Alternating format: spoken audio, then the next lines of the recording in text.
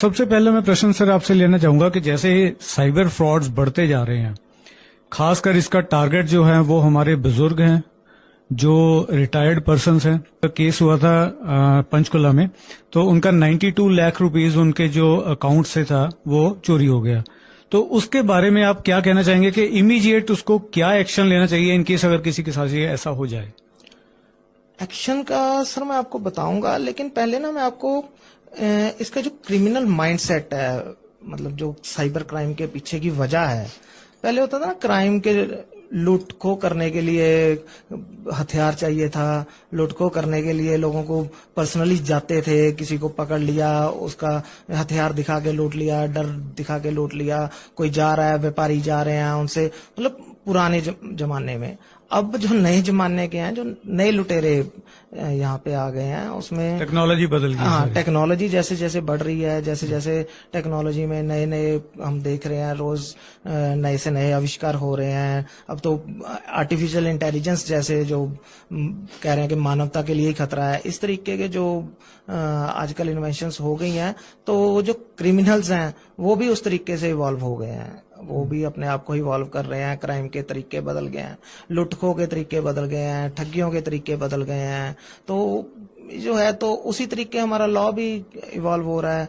तो अब जैसे आपने बात कही कि आपके कितने की सर आप 92 लाख रुपीस, 92 लाख की ठगी जो आप बोल रहे हैं पंचकुला में हुई, ये तो सर बहुत, जो कहते हैं ना, एक बहुत छोटी अमाउंट्स हैं। तो वो आपके सामने आपको बोल के, आपके थ्रू ही आपको कह के बोलेंगे, तो आप खुद ही उनके को पैसे दे रहे हो, खुद ही। मतलब वो इस तरीके से जो बोलते हैं ना, मैट्रिक्स, एक माया जाल, उस तरीके जो अपने आप को बहुत होशियार इंटेलिजेंट लोग भी समझते हैं ना खुद को, वो भी इसका शिकार हो रहे हैं। अब आपको अगर मैं एक दो एग्जांपल दूं इसकी, जो साइबर फ्रॉड की, अभी आज सुबह ही मेरा एक केस था, उसमें हम क्वेश्चन पिटीशन के लिए गए थे। इसमें इस केस के अंदर एक मतलब जो एक्यूज्ड पर्सन्स हैं, उनके जो कंप्लेनेंट है जिसने कार्रवाई की है उनके ऊपर, वो एक फूड डिलीवरी वेबसाइट पे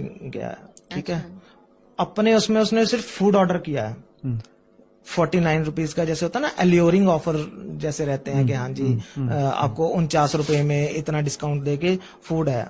उसने अपनी जान में फूड जो है ऑर्डर किया है।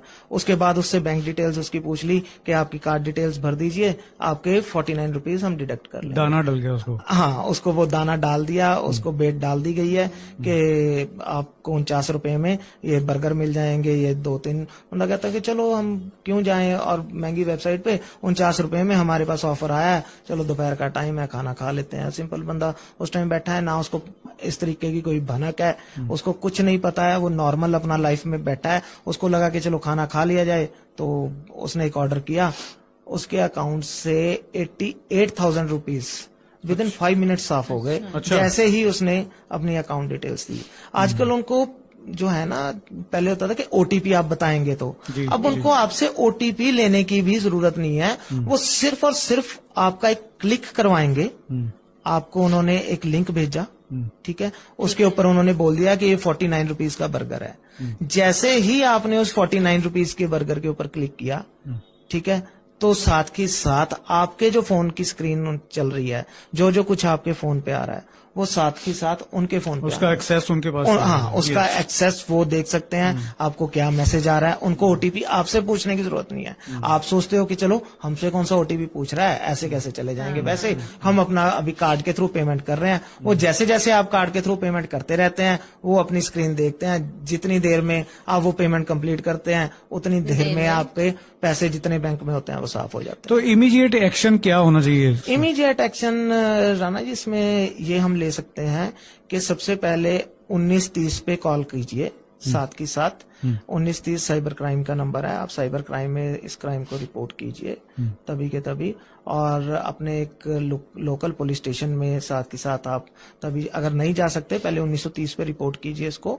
और अपना जो कंसर्न बैंक है जिसमें आपका अकाउंट था, ठीक है, उस बैंक को आप फोन कीजिए। और साथ ही साथ, ताकि जो फर्दर, कई बार ज्यादा पैसे होते हैं कॉन्टिन्यूटी में वो निकल रहे होते हैं, आपको पहले मैसेज से पता चल जाता है कि ये ट्रांजेक्शन मैंने नहीं की, ये गलत डिडक्शन हो रही है। तो आप साथ ही साथ हाँ, अपने बैंक को कॉल कीजिए कि साथ के साथ जो मेरी पेमेंट्स हैं वो ब्लॉक कर दी जाएं, जो मेरा नेट बैंकिंग है वो ब्लॉक कर दिया जाए, उनको डी ऑथेंटिकेट किया जाए कि जो भी पेमेंट्स हो रही हैं इसको मैं ऑथेंटिकेट नहीं करता हूं, ये जो पेमेंट्स हैं इनको रोक दिया जाए ताकि आपका पहले फर्दर नुकसान होने से बच जाए। नेक्स्ट आप 1930 पे कॉल कीजिए, ठीक है, हाँ, वहां पे एक कंप्लेंट आपकी रजिस्टर हो जाएगी। तो उसके बाद आप लोकल पुलिस स्टेशन में जाइए, अगर आपके शहर में साइबर क्राइम सेल है, वैसे तो आजकल सारे शहरों में बना दिया गया है, तो वहां पे आप अप्रोच कीजिए, नहीं तो आपकी आईटी एक्ट की कंप्लेंट आप नॉर्मल पुलिस स्टेशन में जाके लिखवा सकते हैं। बट मैं इसके साथ ये कहूंगा कि आप इस फ्रॉड होने से बचिए, आप पहले ही अवेयर रहें, ठीक है, क्योंकि राम जी मैं इसमें आपको एक और चीज बताना चाहूंगा कि इसमें जो रिकवरी रेट है ना सर, कि आपको नहीं पता है कि वो बंदा कौन है, वो जो आपसे पैसे ले रहा है, जिसकी वो वेबसाइट है, जिसने वो आपको लिंक भेजा है, वो एक पर्सन है, वो पता नहीं अब कौन सी स्टेट में बैठा है, हो सकता है वो आउट ऑफ इंडिया बैठा हो, आप नहीं जानते हो, ठीक है। आपने जिस बैंक अकाउंट में आपके पैसे ट्रांसफर हुए हैं, ठीक है, वो कोई भी बैंक अकाउंट हो सकता है, ठीक है, वो किसी का भी कोई, जैसे कोई जनधन खाते हैं जो वो पहले खुल गए थे अब नॉन ऑपरेटिव खाते हैं, या किसी को आपने पैसे दे के, मतलब वो आप नहीं पता कर सकते, वो कोई भी ऐसे जनरल खाते होते हैं, वो ज्यादा ऑपरेटिव नहीं होते हैं खाते, उनमें आपके पैसे जाते हैं, रैंडम एक खाता होता है, ठीक है, और उसके बाद उस खाते से एक अलग खाते में से वो पैसे जाते हैं, उनके वो लोग गिफ्ट वाउचर बनवा लेते हैं, और वो गिफ्ट वाउचर बाद में इनकैश होते हैं, वो आप नहीं जानते हो कि वो बंदा कहाँ बैठा है, मतलब ट्रेसेबल नहीं है वो ट्रेसेबल 99.9% केसेस में ये ट्रेसेबल नहीं हो पाता है। लेकिन हाँ, हमारे जो इन्वेस्टिगेटिंग एजेंसीज हैं, अगर वो चाह लें, वो कर लें, तो वो ट्रेस बैक कर भी सकती हैं, वो कर भी लेती हैं। बट अगर एक टाइमली एक्शन ले लिया जाए, टाइमली उन पे कंप्लेंट कर दी जाए, और पुलिस जल्दी से अवेयर होकर अगर इस पे कार्रवाई करे, तो पॉसिबिलिटी है। इसलिए मैं कहूंगा कि इसको थोड़ा आप फ्रॉड से पहले ही अवेयर रहें, ठीक है, कोई भी गलत क्लिक करने से पहले, कोई भी गलत कोई टच करने से पहले स्क्रीन को, मतलब या कोई भी एल्योरिंग जो ऑफर्स आते हैं आपको आ रहा है कि जो चीज आप सोचिए ना, आप कोई एक 30,000 1 लाख रुपए का आईफोन है, आपको 15,000 में कैसे दे सकते हैं? क्या ये एक घंटी नहीं है, एक फ्रॉड की घंटी नहीं है कि 1 लाख का 1.25 लाख का फोन आपको कैसे कोई 15,000 में दे देगा?